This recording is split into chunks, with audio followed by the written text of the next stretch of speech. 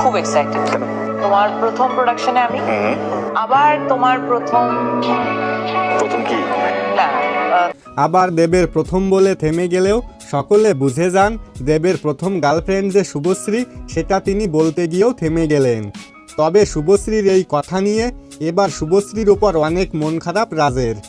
রাজ্যে এবার সত্যি শুভশ্রীর জন্য মন খারাপ করেছেন তা জানা যায় রাজের এক সাক্ষাৎকারে বলা কিছু কথা থেকে।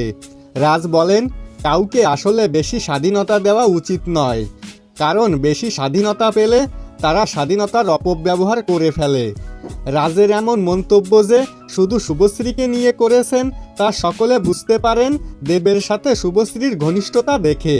তবে রাজ বা রুক্মিণী যাই ভাবুক, ভক্তরা ভীষণ খুশি আবার দেব শুভশ্রীকে একসাথে দেখতে পেয়ে। তো বন্ধুরা, দেব ও শুভশ্রীকে একসাথে দেখতে পেয়ে আপনাদের কতটা ভালো লাগে তা অবশ্যই কমেন্ট করে জানাতে ভুলবেন না। দেখা হবে, কথা হবে পরবর্তী কোনো ভিডিওতে।